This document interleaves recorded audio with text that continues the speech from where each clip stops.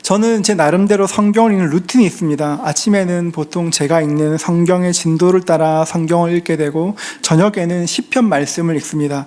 시편 말씀을 읽으면서 하루를 돌아보고 저에게 말씀하시는 하나님의 음성을 듣습니다. 그러면 여러분 잠도 참 잘 옵니다.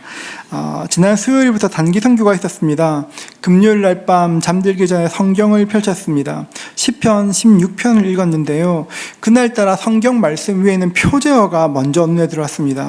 성경 가지신 분들 표제를 한번 보십시오. 어떻게 되어 있냐면 다윗의 믹담이라 되어 있습니다. 다윗의 믹담. 여러분, 믹담이 뭘까요? 저는 믹담이 시편이 기록될 때 사용된 음악 용어라 생각했는데 그날따라 정확한 뜻을 좀 보고 싶었습니다. 성경 사전을 보니 단순한 음악 용어가 아니었습니다. 세 가지 의견이 기록되어 있는데요. 첫째는 아카드어 카다무에서 덮는다는 뜻에서 유래된 단어라는 견해가 있고, 두 번째는 황금을 뜻하는 케템에서 유래된 견해도 있었습니다. 세 번째는 숨겨졌다는 뜻이라고 하는데요. 그 중에서 가장 많이 지지받는 것이 두 번째 황금이라는 뜻이었습니다. 다윗의 믹담, 그런 다윗의 황금, 이런 뜻으로 보는 견해가 많았습니다. 다윗의 황금, 황금처럼 좋은 시인가 생각하다가 시편 주석을 찾아 다시 확인하기 시작하였습니다. 시편 주석을 보니까 이렇게 되어 있었습니다. 성경에는 믹담이라고 기록된 시편이 6편 있는데 믹담의 뜻이 무엇인지 정확히 알 수는 없으나 믹담시는 대부분 절망적인 인생의 위기에서 기록된 노래들이다, 이렇게 말합니다. 절망적인 인생에 기록된 노래, 절망적인 때에 다윗이 어떻게 일어섰는지를 말하기 때문에 황금 같은 시편이라 말하는 것이었습니다. 성경에는 다윗의 믹담이 6편 있는데요. 그 말씀 다 읽어오면 굉장히 패턴이 비슷합니다. 6편 모두가 다 절망적인 위기 속에서 하나님께 기도하는 것으로 시작되고, 하나님은 다윗의 기도를 들으시고 구원하셨습니다. 하나님은 다윗을 구원하실 뿐 아니라 다윗의 불안과 고통을 기쁨과 찬송으로 바꾸어 주셨습니다. 그러니까 다윗의 믹담은 황금 시편이기도 하지만 의미의 강조점을 둔다면 다윗을 구원하신 구원의 시편이다, 이렇게 볼 수 있을 것입니다. 단기 선교를 떠나기 전 제가 증거했던 설교가 하나님께서 우리 인생의 문을 닫으실 때 어떻게 해야 하는가에 관한 것이었습니다. 여러분, 하나님께서 우리 인생의 문을 닫으시면 어떻게 해야 될까요? 그때는 닫힌 문을 두드리는 것이 아니라 문을 닫으신 하나님을 바라보아야 합니다. 문을 닫으신 그 하나님께서 어떻게 일하시는지, 어디에 문을 여시는지 하나님을 보아야 합니다. 그날 설교 후에 많은 분들이 지금 닫힌 문 앞에 서 있다고 말씀하시며 기도를 부탁하셨습니다. 가족끼리 소통이 닫힌 문, 사업에 닫힌 문, 건강에 닫힌 문, 경제적으로 닫힌 문들, 참 많은 닫힌 것들을 이야기하셨고 참 많이 우셨습니다. 그리고 그 말을 듣고 나서 닫힌 문 앞에 있는 성도님들을 어떻게 섬겨야 될지 굉장히 많이 오랫동안 고민했었습니다. 오늘 우리가 읽은 말씀을 기록한 다윗은 살면서 자신의 인생의 문이 닫히는 상황들을 참 많이 경험했습니다. 다윗은 사실 굉장히 험난한 삶을 살았고 굴곡진 인생을 살았습니다. 그런데 다윗은 자신의 인생을 이렇게 말합니다. 우리 8절 말씀 같이 볼까요? 우리 8절 같이 읽겠습니다. 내가 여호와를 항상 내 앞에 모시며 그가 나의 오른쪽에 계심으로 내가 흔들리지 아니하리로다. 다윗은 고백하기를 내가 흔들리지 않는다 이야기합니다. 사실 다윗의 상황이나 형편을 보면 흔들리는 것이 너무 당연한 것처럼 보이는데 나는 흔들리지 않는다 이야기합니다. 어떻게 그렇게 말할 수 있을까요? 흔들리지 않는 인생이 되기 위해서 두 가지를 볼 수 있는데요. 첫 번째로는 관리되지 않는 인생을 살기 위해서는 첫 번째로 정확한 자리매김이 있어야 합니다. 그러니까 나와 하나님과의 정확한 자리매김, 관계를 알고 있어야 합니다. 이번 단기 선교를 떠날 때 아침 8시 20분 비행기를 타고 갔습니다. 억수같이 비가 내리던 수요일 아침 오성민 목사와 방원석 형제와 함께 3명에서 공항으로 갔습니다. 이번 단기 선교 프로그램 중에 일본에 있는 성도님들을 대접하고 이웃들을 이렇게 초청하는 프로그램이 있었습니다. 식사를 대접해야 되는데 일본의 쌀이 워낙 비싸다는 이야기를 들었습니다. 그래서 쌀을 가져갔습니다. 4명에서 각각 4kg씩 가져갔는데요. 이른 아침이라 검역의 시간이 꽤 많이 걸렸습니다. 검역을 마치고 출국장에 들어가니까 7시 40분입니다. 8시 20분 비행기 타야 되는 겁니다. 7시 40분에 들어갔습니다. 탑승 시작은 7시 50분이었습니다. 10분이 있었습니다. 그래서 아침을 먹었습니다. 탑승구 옆에 있는 햄버거 가게에서 햄버거를 먹었는데 햄버거를 다 먹고 나니까 8시 5분이었습니다. 비행기 타기에 가장 적당한 시간이었습니다. 일어나서 게이트를 보았는데 게이트에 사람이 아무도 없었습니다. 뭔가 이상하다는 게 느껴졌습니다. 탑승권을 보니까 저희는 278번 게이트 앞에 있었는데 출발 게이트는 258번이었습니다. 갑자기 등에서 땀이 흐르기 시작했습니다. 급하게 걸었는데 다행히 그렇게 멀지는 않아서 마지막 손님이 들어갔을 때쯤 저희도 들어갔습니다. 게이트 앞에 딱 섰을 때 그 이름 부르는 걸 들었습니다. 오성민 손님 부르는 걸 들었습니다. 라스트 콜 직전에 들어갔습니다. 저는 햄버거를 먹으면서 계속 비행기가 278번 게이트에 있다 생각했습니다. 왜 그랬을까요, 여러분? 왜 278번을 확신했을까요? 제가 지난달에 삿포로에 답사갈 때 278번 게이트에서 비행기를 탔었기 때문입니다. 그때 거기에서 같은 비행기를 탔으니 같은 항공사, 같은 시간이 당연히 같은 게이트겠지 생각했습니다.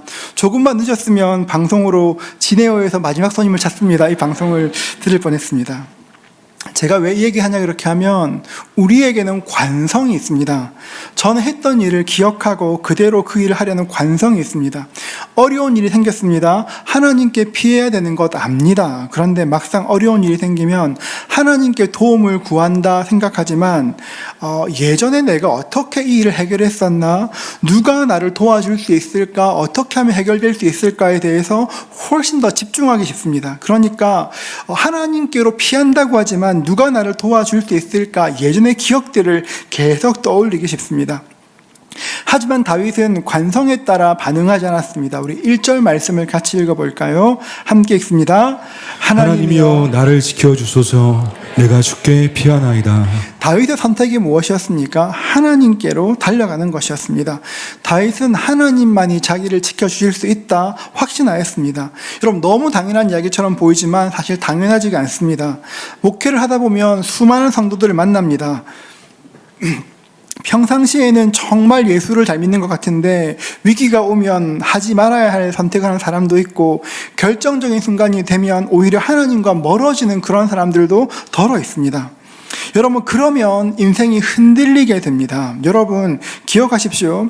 인생의 위기가 찾아왔을 때, 우리 인생이 뭔가 흔들리는 것 같을 때 가장 먼저 해야 될 일은 어떻게 풀까가 아니라 하나님께 먼저 나아가는 것이 가장 중요한 것입니다.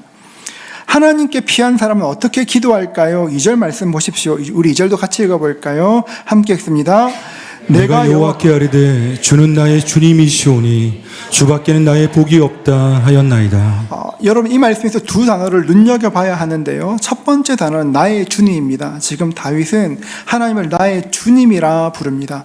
하나님을 피난처로 삼는 사람들을 언제나 하나님을 주님이라 부릅니다. 여러분, 다윗은 왕이었습니다. 여러분, 모든 사람들이 다윗 앞에 서면 고개를 숙이고 좋아했습니다. 말도 크게 못했을 것입니다. 사람이 그래서가 아니라 그런 환경에 있으면 자기도 모르게 목에 힘이 들어가고 어깨가 이렇게 높아지게 됩니다. 내가 꽤 괜찮은 사람인 것처럼, 내 말이 되게 권위 있는 것처럼 생각하게 됩니다. 사람인지라 그렇습니다. 제가 섬겼던 교회 성도님 중에 장관을 역임한 분이 계십니다. 그분을 신방할 때 나누었던 이야기인데요. 이렇게 말씀하셨습니다. 목사님, 제가 장관이 되고 사람들이 다 저에게 장관님 하니까 하늘에 붕 떠 있는 것만 같고 뭐든 제가 다 할 수 있을 줄 알았습니다. 이렇게 말씀하셨던 것이 기억납니다. 한 나라의 장관도 그런데 왕은 어떻겠습니까? 더군다나 절대 왕정 국가에서 왕이라면 어떤 권위였겠습니까? 여러분, 그런데 그 다윗이 하나님을 부를 때 하나님을 주님이라 부릅니다. 내가 이용하기 위해 하나님을 부르는 것이 아닙니다. 하나님이 나보다 더 지혜로우시다. 하나님이 나보다 더 능력 있으시다. 하나님을 인정하기에 하나님께 주님이라 말하는 것입니다. 다윗은 자신이 누구인지, 어떤 사람인지 자신의 위치를 정확하게 알고 있었습니다. 다른 표현으로 하면 분명한 자리매김이 있었습니다. 하나님께서 나의 주인이심을 확신했기 때문에 다윗은 이렇게 고백합니다. 2절을 보십시오. 내가 여호와께 아뢰되 주는 나의 주님이시오니, 그 다음 어떻게 말합니까? 주밖에는 나의 복이 없. 주님밖에는 나에게 복이 없다고 말합니다. 이 땅에 좋은 것들도 많고 복이라 부를 수 있는 것도 수도 없이 많지만 하나님, 주님밖에는 나에게 복이 없습니다라고 이야기합니다. 본문에 사용된 복은 히브리어로 토브인데 좋다는, 좋은 것이라는 뜻입니다. 하나님, 주님께서 주신 것은 다 좋은 것입니다 말합니다. 나에게 좋은 것을 주시는 분 하나님밖에 없습니다 고백하고, 이 말을 좀 다르게 표현하면 하나님께서 주시는 것은 언제나 좋은 것입니다 이렇게 표현할 수 있습니다. 하나님께서 내 인생에 허락하신 모든 것들은 좋은 것입니다 이렇게 고백할 수도 있습니다. 지금 보기에, 당장 보기에 마음에 들지 않을 수 있고 내가 원하는 것이 아니라고 해도 하나님께서 주신 것은 언제나 좋은 것이라고 토부하다고 다윗은 고백하는 것입니다. 이 말씀이, 이 마음이 6절에 잘 기록되어 있습니다. 6절을 보십시오. 내게 줄로 재어준 구역은 아름다운 곳에 있으며 나의 기업이 실로 아름답도다. 하나님께서 줄로 재어주신 구역이 아름답다, 내 기업이 아름답다고 이야기합니다. 기업은 히브리어로 나하라인데 토지, 재산 같은 상속받은 유업들을 의미합니다. 상속받았다는 것이 무엇입니까? 내가 선택한 것이 아니라 나와 상관없이 그 나에게 주어진 것입니다. 여러분, 다윗만 그런 것이 아니라 우리에게도 하나님께서 줄로 재어주신 것이 있습니다. 우리의 인종이나 우리의 성별이나 우리의 부모 같은 태어날 때부터 주님께서 재어주신 것도 있고, 재산이나 가정이나 외모같이 살아가면서 누리는 것도 있습니다. 다윗은 하나님께서 나에게 허락하신 모든 것들은 아름다운 것이고 좋은 것이다, 토브하다 이야기했습니다.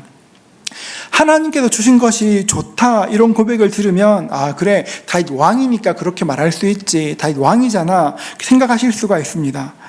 여러분, 그런데 앞서 말씀드린 것처럼 나의 기업이 아름답다 말하는 다윗은 굉장히 험난한 삶을, 굴곡 많은 삶을 살았습니다. 다윗은 집에서 천대받고 버림받은 아들이었습니다. 아버지도 어머니도 형도 그 누구도 다윗을 사랑하지 않았습니다. 왜 그런지 모르겠지만 가족으로 인정해 주질 않았습니다. 오죽했으면 이렇게 고백합니다. 시편 27편 10절을 보십시오. 내 부모는 나를 버렸으나 여호와는 나를 영접하시리이다. 내 부모는 나를 버렸으나, 내 부모가 나를 버렸다고 이야기합니다. 여러분, 다윗의 인생을 쭉 살펴보면 뜻밖의 엮이는 가정에서 자란 그 모습들이 굉장히 선명하게 남아있고 평생 동안 영향을 받는 것들을 발견할 수 있습니다. 가정은 다윗에게 의지할 곳이 아니었습니다. 여러분, 왕이 되었습니다. 왕이 되었더니만 뭔가 잘 될 줄 알았는데 사울에게 10수년 동안 쫓겨다녀야 했고 도망 다녀야 했습니다. 하루도 편하게 잠을 잘 날이 없었습니다. 왕이 되고 좀 안정될 줄 알았던 이번에 아들이 반역을 일으켰습니다. 아들의 반역 때문에 한밤중에 맨발로 도망해야 했고 아들과 칼을 겨누고 목숨을 걸고 싸워야 했습니다. 다윗의 인생은 화려해 보이지만 굉장히 험난했고 많은 굴곡이 있었습니다. 그럼에도 불구하고, 인생이 굉장히 험했음에도 불구하고 다윗은 고백하기를 하나님께서 내 삶에 허락하신 모든 것들은 아름답다라고 말합니다. 환경이 좋아서 어떤 것을 이루어서 하나님이 좋다, 선하다 고백하는 것이 아니라 다윗에게는 하나님께서 나의 주인이시고 선하신 하나님께서 나에게 허락하시는 모든 것이 좋은 것이라는 확신이 있었기 때문에 그렇습니다. 다윗에게는 하나님이 나의 주인이시라는 철저한 자리매김이 있었습니다. 요즘 사람들은 하나님께서 줄로 재우신 구역들을 좀처럼 아름답게 생각하지 않습니다. 부족하다, 억울하다 생각합니다. 남자로 태어난 것을 아름답게 여기지 않아 남자가 여자가 되려고 하고, 여자로 태어난 것을 아름답게 여기지 않아 여자가 남자가 되려고 합니다. 자신의 본능을 충족하기 위해서 가정을 파괴하는 것도 서슴지 않고, 부모로 지켜야 할, 자녀로 지켜야 할 가정의 질서도 무시하는 일이 많습니다. 하나님께서 우리를 대한민국의 국민으로 태어나게 하셨습니다. 하지만 그것을 아름답게 여기지 않아 나라와 민족을 조롱하고 부모를 원망하고 환경을 저주합니다. 여러분, 이 모든 것들은 주님께서 우리에게 줄로 채우신 구역들을 아름답게 여기지 않는 것입니다. 여러분, 그러면 하나님이 주신 것을 아름답게 여기지 않으면 우리 마음에 기쁨이 없습니다. 우리 마음이 원망과 불만과 불평으로 가득하게 되는 것입니다. 그런 인생에는 만족이 머무를 수가 없습니다. 하나님의 복이 머무를 수가 없습니다. 안타깝게도 아무리 하나님이 좋은 것을 쏟아 부어주셔도 내 마음에 감사하는 마음이 없고 만족하는 마음이 없으면 그 무엇 하나 담아낼 수가 없습니다. 다윗은 하나님께서 주신 좋은 것들만, 나에게 주신 복들만 좋다 말하지 않았습니다. 7절 말씀 보십시오. 우리 함께 읽어볼까요? 같이 읽겠습니다. 나를 훈계하신 여호와를 송축할지라 밤마다 내 양심이 나를 교훈하도다. 나를 훈계하신 여호와를 송축할지어다. 다윗은 하나님이 자신을 훈계하시는 것도 좋은 것이라 여겼습니다. 나에게 꾸지람하셔도 그거 괜찮지 여겼습니다. 지금 우리는 탈권위화의 시대를 살고 있습니다. 예전에는 굉장히 경직된 사회였지만 요즘 많이 자유로워졌습니다. 옛날에는 과할 만큼 권위를 내세웠지만 요즘은 권위를 잘 인정하지 않습니다. 저희가 전도하는 프로그램 중에서 전도 폭발이라는 그런 프로그램이 있습니다. 우리 교회도 수료하신 분이 많으신데요. 복음을 증거하기에 굉장히 효과적인 프로그램입니다.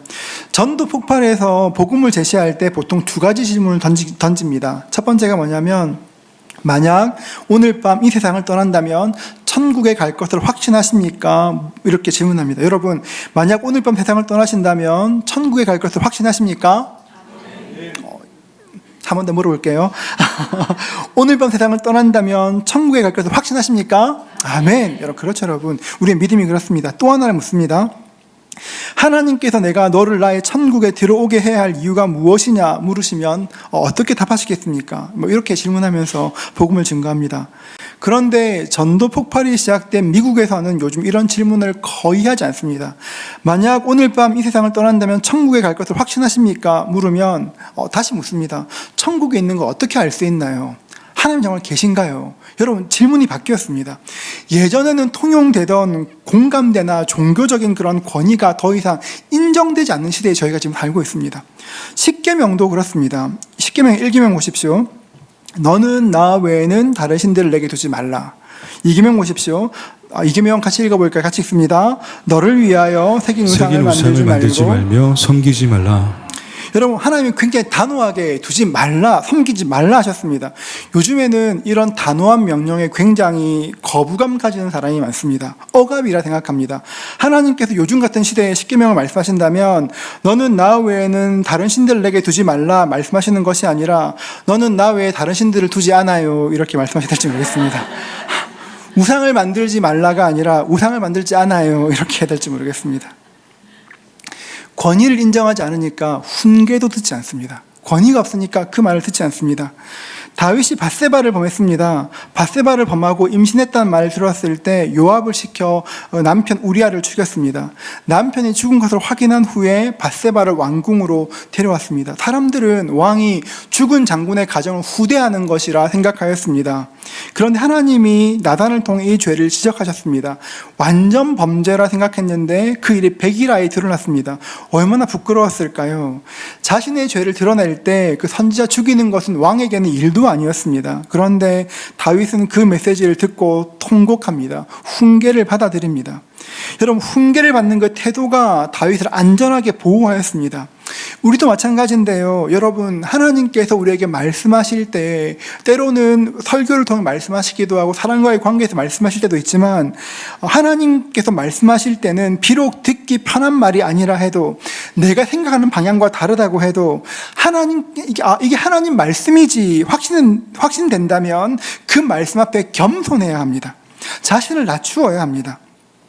하나님께서 나에게 훈계하실 때, 내 잘못을 깨닫게 하실 때 변명하지 마시고 그냥 받으십시오. 하나님, 저의 욕심 때문에 그렇습니다. 저의 교만 때문에 그렇습니다. 저의 비뚤어진 마음 때문에 그렇습니다. 하나님 앞에 겸손해야 합니다. 여러분, 아프지만 겸손할 때 하나님의 좋은 것이 정말 좋은 것으로 우리 삶이 변하게 되는 것입니다.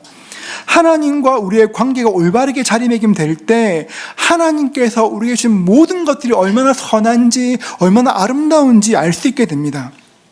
하나님 앞에 올바르게 자리매김할 수 있는 저와 여러분 되시기를 주님의 이름으로 축복합니다. 흔들리지 않는 인생을 살기 위해서 두 번째로 우리가 기억해야 될 것은 내 오른쪽에 계신 하나님을 알아야 합니다. 우리 8절 말씀 같이 읽어볼까요? 함께 읽습니다. 내가 여호와를 항상 내 앞에 모시며 그가 나의 오른쪽에 계심으로 내가 흔들리지 아니하리로다. 내가 여호와를 항상 내 앞에 모시며 그가 나의 오른쪽에 계심으로. 8절 말씀을 보면 다윗은 자신의 위치를 두 곳에서 설명합니다. 내 앞에서 모셨다 말하고 내 오른쪽에 계시다고 말합니다. 먼저 내 앞에 모셨다라는 것이 무엇이냐면 다윗은 자신이 원하는 삶을 살기 위해서 하나님을 모신 것이 아닙니다. 여러분, 사람들이 우상 앞에, 신들 앞에 이렇게 절하는 이유가 뭘까요? 다른 신을 섬기는 이유가 무엇일까요? 그 신에게 제물을 드리고 그 신을 기쁘게 해서 자신이 원하는 것을 얻기 위함입니다. 보통은 그렇게 나가죠. 그런데 다윗은 신에게 무엇을 얻기 위해 나간 것이 아닙니다. 내 앞에 모셨습니다.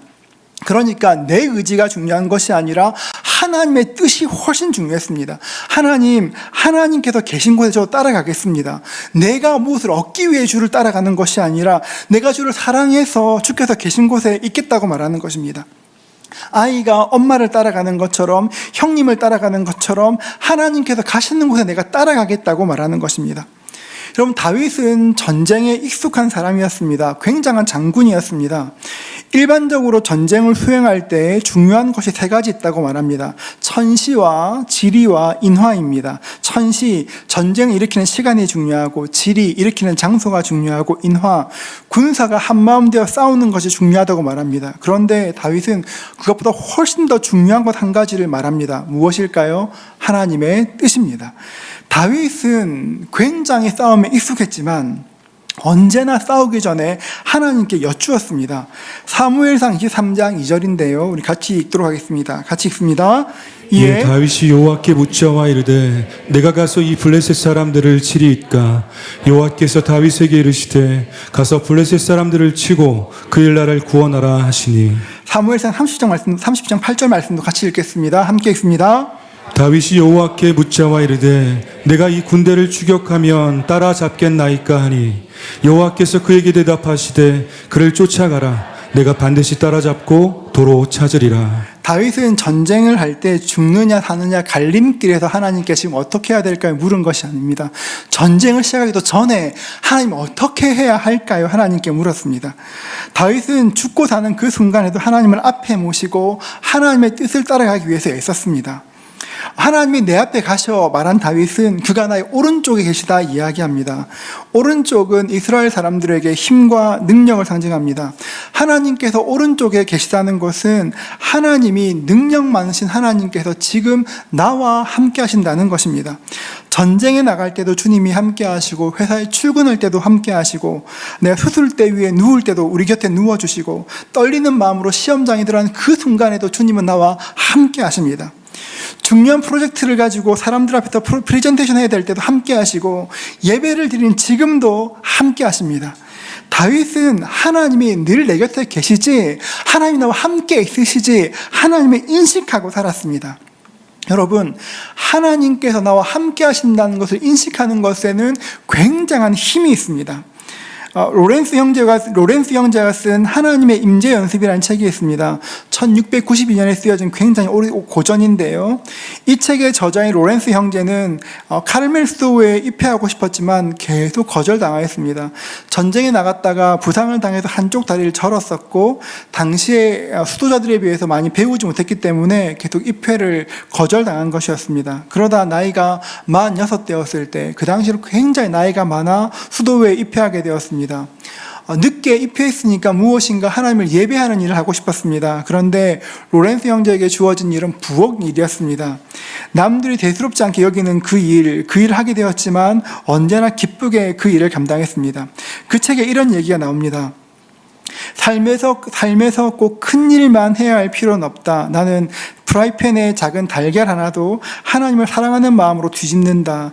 그 일도 다 끝나며 더 할 일이 없으면 난 바닥에 엎드려 하나님을 경배한다. 내가 그렇게 할 수 있는 것은 그분이 주시는 은혜 때문이다. 그리고 나서 일어날 때면 나는 세상의 어떤 왕들보다 더 큰 만족감을 느낀다. 설령 내가 아무것도 할 수 없다고 해도 난 하나님을 사랑하는 마음으로 바닥에서 지푸라기 하나만 주워 올릴 수 있다고 해도 만족할 것이다. 이렇게 말합니다. 로렌스 형제는 삶의 모든 순간을 만족한다, 기쁘다, 감사하다 말합니다. 어떻게 이런 삶을 살 수 있었을까요? 처음에 어떤 특별한 은혜, 강력한 은혜가 있어 그런 것이 아니었습니다. 큰 기적이 있어 그분이 그때 때부터 하나님과 동행했던 것이 아닙니다. 로렌스 형제는 자신이 만족과 기쁨을 누렸던 그 이유를 연습이라 생각합니다. 하나님을 생각하는 것들을 늘 연습했기 때문에 하나님이 곁에 계신 것을 알았다고 이야기합니다. 여러분, 하나님이 내 곁에 계시지 아시죠, 여러분? 아는데 계속 그것을 연습해야 인식할 수가 있습니다. 여러분, 골프 치시는 분은 그 한타 줄이기 위해서 얼마나 열심히 애쓰시고 연습하십니까? 자전거 타시는 분은 그 무게 줄이겠다고 그 비싼 자전거 타지 않습니까? 경건도 마찬가지인데요. 경건도 연습해야 되는 것입니다. 순간순간 하나님을 기억하며 의지하기 위해서 노력해야 되는 것입니다. 지난 세기 믿음의 사도라 불렸던 위글스 워즈는 이렇게 말했습니다. 나는 20분 이상 기도한 적이 없다. 그런데 20분 넘게 기도를 멈춘 적도 없다. 이렇게 말했습니다. 여러분, 기억하십시오. 하나님의 사람들은 하나님을 생각해야 합니다. 세상에 어떤 것을 생각하는 것이 아니라 하나님을 생각할 수 있어야 합니다. 하나님을 가장 먼저 생각하는 것이 내 생각의 기본값이 되어야 합니다. 하나님을 생각하고 하나님을 인식할 때 우리가 하나님에 대해서 민감해집니다. 우리는 하나님이 위대한 것 다 잘 압니다. 하나님 능력 있지 압니다. 그런데 생각보다 하나님을 잘 의지하지는 않습니다. 하나님은 나에게 너무 멀리 계시다 생각할 때가 많습니다. 그래서 하나님을 의지한다 말하지만 가장 나중에 하나님께 도움을 청할 때가 굉장히 많습니다. 일상기도라는 책에서 폴 밀러 목사는 이렇게 말합니다. 한번 들어보십시오. 우리가 기도하지 않는 이유는 시간과 돈과 재능만 있다면 무엇이든 극복할 수 있다고 확신하기 때문이다. 이렇게 말하였습니다. 내가 기도하지 않는 이유는 시간과 돈과 재능만 있으면 나 다 할 수 있지. 그 마음 때문에 기도하지 않는다는 것입니다. 여러분 어떠십니까? 저도 그럴 때 많습니다. 그렇지. 시간 있고 재능 있고 돈 있으면 다 할 수 있지. 여러분 그렇지가 않습니다. 세상은 그렇게 간단하지 않습니다. 우리의 시간과 돈과 재능을 믿는 것이 아니라 하나님을 믿어야 합니다. 믿음의 편에 서기 위해서 끊임없이 연습해야 합니다.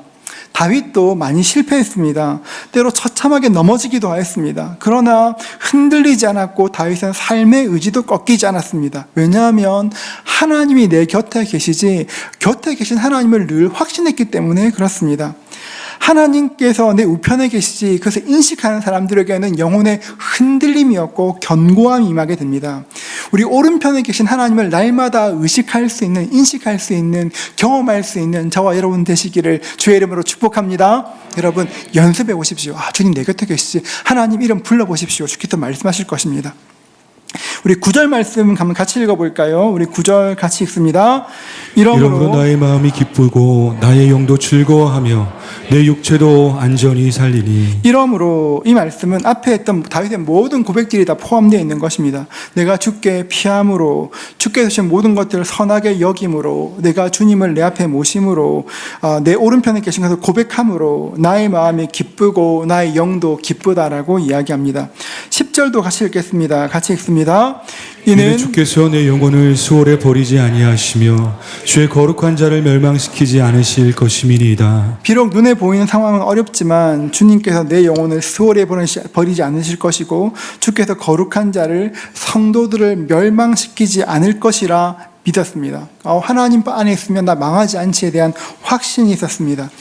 영혼을 수월에 버린다는 것은 내적인 생명과 관계되어 있습니다. 하나님께서 하나님을 따르는 백성들에게 그 영혼이 메마르지 않게 하시겠다 말씀하시는 것입니다. 살다 보면 우리 영혼이 마를 때가 많지 않습니까? 굉장히 답답할 때가 많지 않습니까? 그런데 하나님을 의지하고 하는 게 가까이 나가는 백성들에게는 그 마음에 생명의 강을 계속 열어주셔서 그 마음이 마르지 않게 하겠다 약속하시는 것입니다. 하나님께서는 그렇게 말씀하십니다. 광야 가운데 있어도 흔들리지 않을 것이고 사망의 음침한 골짜기를 걸을 때도 두려워하지 않도록 우리를 인도하시는 것입니다. 바울은 죄수가 되어 로마로 향했습니다. 276명을 태우고 로마로 가던 배가 유라굴로라는 광풍을 만났습니다. 여러 날 동안 해와 달이 보이지 않았습니다. 살기 위해 모든 것 다 버려야 했습니다. 오랫동안 먹지 못했고 구원의 소망이 다 사라진 것만 같았습니다. 모든 사람이 이제 죽었구나 생각하였습니다. 그때 딱 한 사람, 모두가 다 이제 죽었구나 끝났구나 할 때 딱 한 사람은 두려워하지 않았습니다. 누구였습니까? 바울이었습니다. 여러분, 바울이 왜 두려워하지 않았을까요? 모든 사람에게는 먹구름이 보였고 성난 파도가 보였지만 바울에게는 하나님이 보였습니다. 모든 사람들은 그 거친 파도 소리를 듣고 거센 바람을 듣고 위축되었지만 바울은 하나님의 음성을 들었습니다. 내가 너와 함께할 것이고 너와 함께한 사람이 무사할 것이다, 그 말씀을 들었습니다. 이것이 영혼을 수월해 버리지 않으시는 것입니다. 주께서 내 영혼을 수월해 버리지 아니하시며, 이것은 다윗의 고백이었고 하나님이 다윗의 인생을 지켜주셨습니다. 이어 말하기를, 우리 11절도 같이 읽습니다. 함께 읽겠습니다. 주께서 생명의 길을 내게 보이시니 주의 앞에는 충만한 기쁨이 있고 주의 오른쪽에는 영원한 즐거움이 있나이다. 하나님께서 함께 하심을 믿는 성도들에게는 하나님이 주신 선물이 있습니다. 흔들리지 않겠다 말씀하셨고 계속 말씀하시기를, 주의 앞에는 충만한 기쁨이 있고 주의 오른쪽에는 영원한 즐거움이 있다 말씀하십니다. 제가 이 말씀 묵상하는데 그 C.S. 루이스가 쓴 그 순전한 기독교의 한 부분이 떠올랐습니다. 한번 들어보십시오. 사랑이나 기쁨이나 평안이나 이런 것들은 하나님께서 아무에게나 아무렇게나 주시는 상품이나 선물 같은 것이 아니다. 이런 것은 안에서 솟구쳐 올라오는 분수의 물보라와 같은 것이다.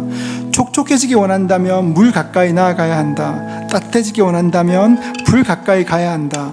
하나님과 연합한 인생이 어찌 영생을 누리지 않을 수 있겠으며, 하나님으로부터 분리된 인간들이 어떻게 시들어 메말라 죽지 않을 수 있겠는가. 여러분, 촉촉해지기 원한다면 물 가까이 나아가야 하고 따뜻해지기 원한다면 불 가까이 나아가야 하는 것처럼, 여러분 삶의 기쁨을 누리기 원하십니까? 하나님 곁으로 나아가야 합니다. 다른 그 무엇이 우리에게 기쁨을 주는 것이 아니라 하나님께 나갈 때 환경을 초월한, 모든 것을 초월한 그 기쁨이, 평강이 있는 것입니다. 여러분, 인생이 흔들리는 것 같을 때 여러분 지금 어디에 있는지 한번 자리매김을 확인해 보십시오. 내가 지금 주님을 내 주인을 모시고 있는가? 주님 내 곁에 계신가? 여러분이 어디 있는지 확인해 보십시오. 그리고 다윗처럼 하나님께 피하십시오. 우리의 피난처는 주님밖에 없습니다. 지금 이 순간에 주님 나와 함께 하시지, 주님 함께 하시지. 여러분, 그 순간에 주를 기억할 때 주님께 우리에게 찾아와 주실 것입니다. 여러분, 특별히 부탁드리는 것은 말씀 가운데 주님을 만나십시오. 말씀 가운데 주님을 만나야 더 깊이 교제할 수 있습니다. 많은 사람들이 내 생각이 하나님 생각이라 착각합니다. 여러분, 그렇지 않습니다. 성경을 읽어보면 주의 뜻이 분명히 드러나 있습니다. 하나님 말씀 가운데 더 깊이 생각하십시오. 그때 우리 곁에 계시고 우리 영혼을 메마르지 않게 하시고 기쁨 주신 하나님을 만나게 될 것입니다. 그 은혜를 누릴 수 있는 저와 여러분 되시기를 주님의 이름으로 축복합니다. 함께 우리 찬양하겠습니다.